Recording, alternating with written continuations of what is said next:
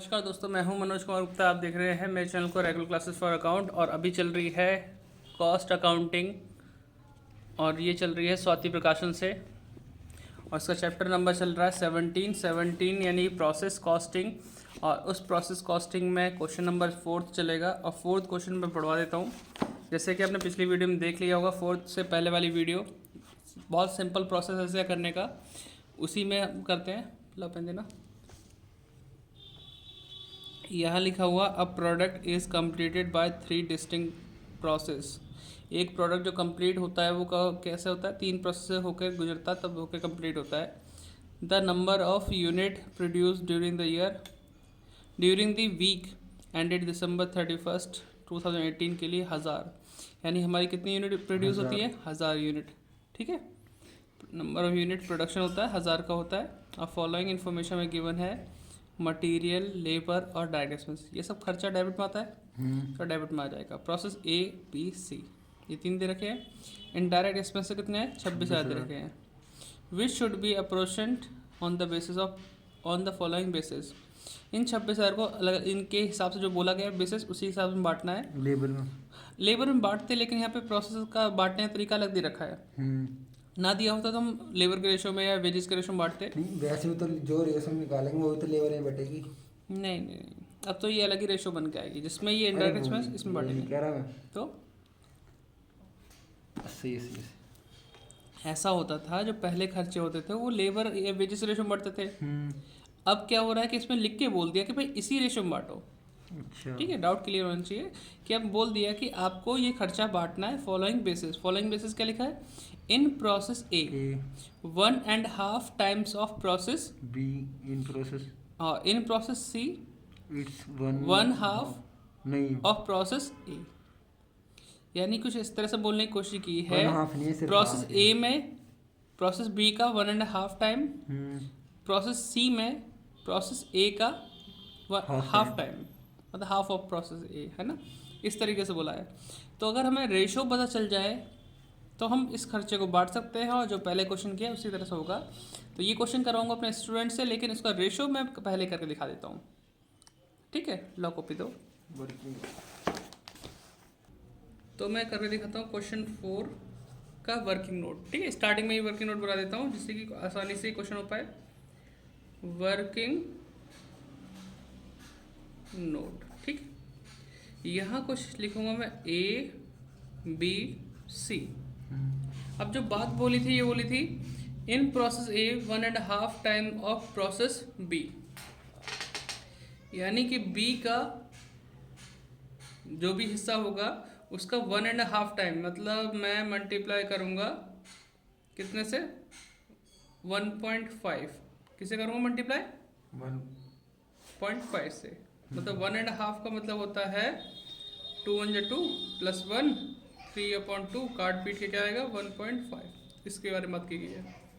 और ए का जितना भी आंसर आएगा उसका सी हाफ करूँगा सी में, ऐसे ही बोला गया। तो हमें बी का कुछ भी नहीं पता। अगर बी के बारे में कुछ जानकारी होती तो मैं ए निकाल लेता, ए के लिए हाफ करके सी निकाल लेता। तो अब हमारे पास लिबर्टी ये है कि हम कुछ भी मान सकते हैं 1 से लेकर 10 तक संख्या। लेकिन ऐसी संख्या मानो जिससे कि इसकी 1.5 से मल्टीप्लाई करके 0.1 से ना आए। सुन रहे बच्चों जो वीडियो देख रहे हैं, हमें यहाँ पे एक ऐसी डिजिट माननी पड़ेगी जिसमें 1.5 की मल्टीप्लाई करके भी 0.1 से ना आए। 1 से लेकर 10 तक की संख्या देखो, 2 लेंगे तो 1.5 से मल्टीप्लाई करके 3 आ जाएगा। और 3 का अगर हाफ करते हैं तो क्या आएगा, तो पॉइंट पे आ गया। फिर कुछ और सोचो। 4 ले लेते हैं। 4 का अगर मैं यहाँ पे 1.5 से मल्टीप्लाई करूँगा तो कितना आएगा, 6, और 6 का हाफ करूँगा 3, तो रेशो होगा 6:4:3। डिवाइड कितने से होगा, 13 हो गया। ये ए के लिए, ये बी के लिए, ये सी के लिए। अब जो खर्चा है ना हमारा, कौन सा खर्चा था, इनडायरेक्ट एक्सपेंसेस था। इनडायरेक्ट कितना था एक्सपेंसेस, 26,000। इस 26,000 को बांटना पड़ेगा हमें इस रेशो में। ए के लिए ये यूज़ करेंगे, बी के लिए ये, और सी के लिए ये। अब प्रोसेस अकाउंट बनाते हैं, दिखाते हैं। अब तुम बना के दिखाना, ठीक है।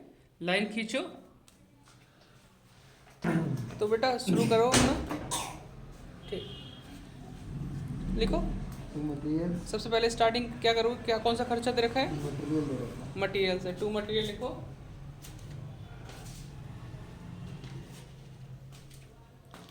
कितनी यूनिट बनने वाली थी हमारी? यूनिट तो हमारी थी 1000। 1000 यूनिट में लिख दो।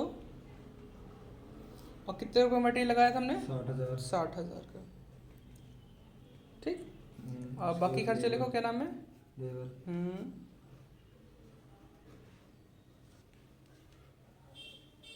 1000 यूनिट तो लिखेंगे 15,000। यूनिट अब लिखनी भी नहीं है, तो बस वही अमाउंट डालो। फिर डायरेक्ट एक्सपेंसेस।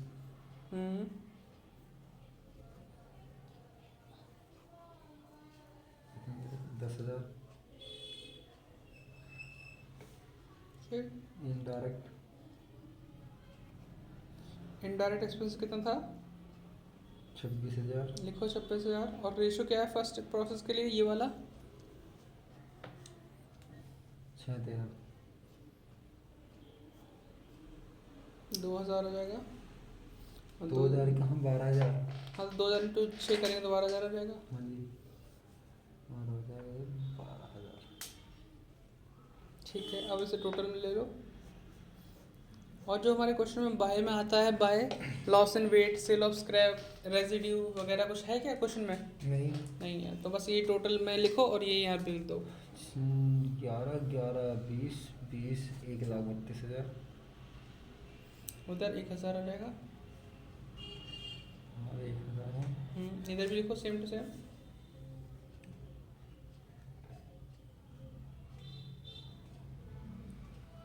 ठीक जी।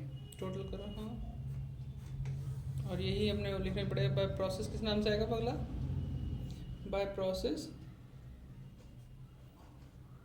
बी अकाउंट, क्योंकि ए का सामान कहाँ जाएगा? बी में। कितना आएगा? 1000 यूनिट। 1,32,000 ये। और कॉस्ट पर यूनिट निकाल लो।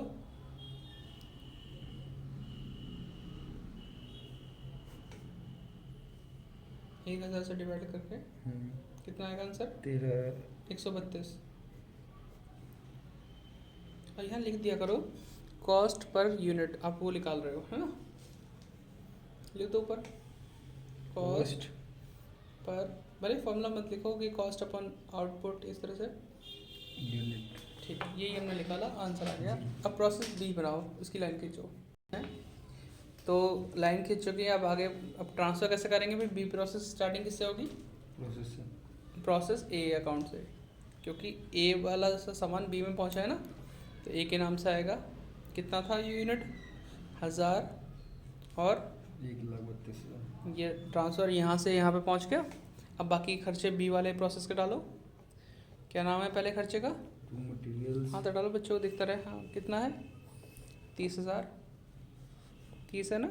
हाँ जी। अगला खर्चा क्या है? लेबर।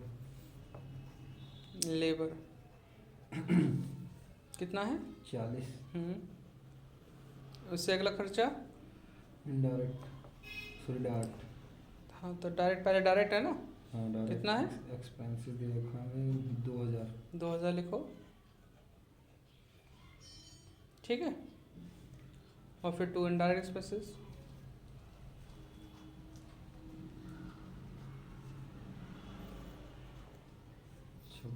1000 इंटू 4,13। 8,000। आ गया। हाँ जी। एक चीज़ और, किसी को ये ना लगे कि हमने 4 ही क्यों लिया यहाँ पे बीच में, है ना? कि हमें कुछ भी ले सकते हैं, पॉइंट में आंसर आ रहा है तो आने तो कोई दिक्कत नहीं। लेकिन एक सहूलियत हो जाती है कि अगर कैलकुलेटर कोई बच्चा ले जाना भूल गया है तो वैसे नॉर्मल सॉल्व करना हो तो इस तरह संख्या मानना जैसे पॉइंट ना आए और दिक्कत ना हो उसे सॉल्यूशन करने में। बाकी आप 1 से लेकर 10 तक कुछ भी मानो, आंसर सेम आना है, चाहे किसी से भी कर लो। तो अब इससे टोटल करो। पहले उधर कर लो, 1000 आएगा ना? लिख दो उधर 1000। और कैलकुलेटर साइड में है वैसे चाहो तो। 1,32,000 40 वो हो गए हमारे, 30 हो गए 70, 2,02,000, 2,12,000 है। 2,12,000। सही जोड़ा ना हमने? हाँ जी। ठीक। देखो 132,840 और 70,210 और 2,000।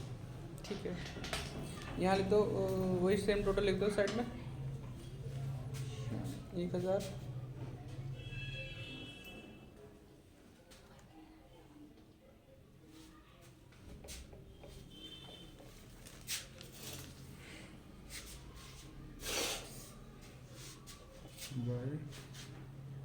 बाय क्या लिखो, बाय प्रोसेस सी।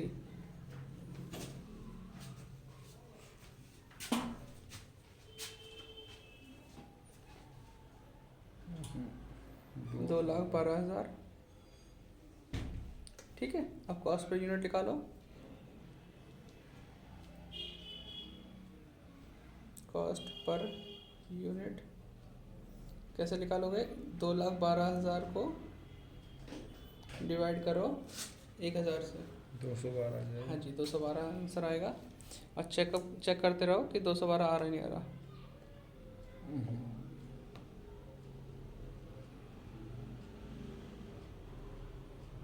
ठीक, ये आंसर होगा आपका। ठीक है, ये 2 तो नहीं है, काट दो वरना 2 समझेगा कोई लोग।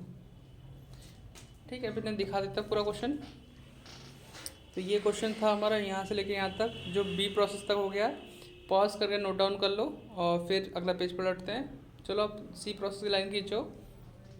तो लाइन खींच चुकी है। अब स्टार्टिंग इसकी होगी सी प्रोसेस की। पिछले वाले प्रोसेस का ट्रांसफर जो कितना था, किस नाम से आएगा? प्रोसेस बी अकाउंट के नाम से। To process B account. Okay, ठीक है, 1,000 यूनिट थी और 2,12,000 का सामान था कॉस्ट। हमारा सामान। आगे बढ़ो, कितना आएगा खर्चा सी प्रोसेस से? बोलो। To material. हाँ जी,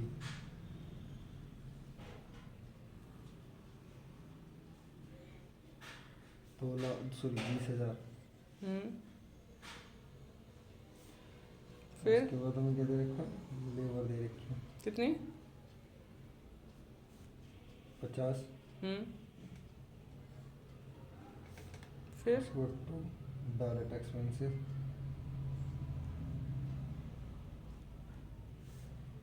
10,000। टू इनडायरेक्ट एक्सपेंसेस कितना आएगा? इनडायरेक्ट एक्सपेंसेस 26,000 आया था ना? हाँ जी, 26,000 लिखो। उसमें मल्टीप्लाई कैसे करेंगे? लास्ट वाला रेशियो पीछे पलट के देखो कितना था। सी वाला 3/13 6,000 आ जाएगा। फिर टोटल कर लो। 1,000 हमारे यहाँ हो गया। 2,12,000 20,000 32,000 5 हमारा 82 मतलब 82 और 10 92 298 और 6 हाँ 298 हाँ हाँ जी 298 पक्का? हाँ हाँ ठीक है। इधर भी लिखो टोटल में, आमने सामने टोटल होना चाहिए। 298 इधर 1,000 टोटल कर लो और फिर यहाँ आ जाएगा by finish goods finish stock. हाँ फिर स्टॉक लिख दो, यहाँ आ गया फिनिश्ड है ना। इस पर ईओडी लिख दो, ईओडी है ना फिनिश्ड स्टॉक। कितना आएगा? 1,000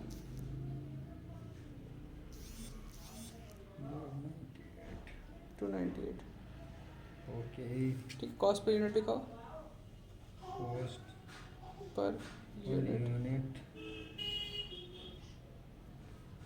298 डिवाइड बाय 1,000 298 आ जाएगा है ना। तो 290 ये आंसर है। ठीक है 298। ठीक है, तो वीडियो पसंद आई तो चैनल को सब्सक्राइब लाइक और वीडियो को लाइक और शेयर कर दो इस वीडियो को अपने साथ वाले दोस्तों में। ठीक, मिलते हैं नेक्स्ट वीडियो में अगले क्वेश्चन साथ। Bye bye.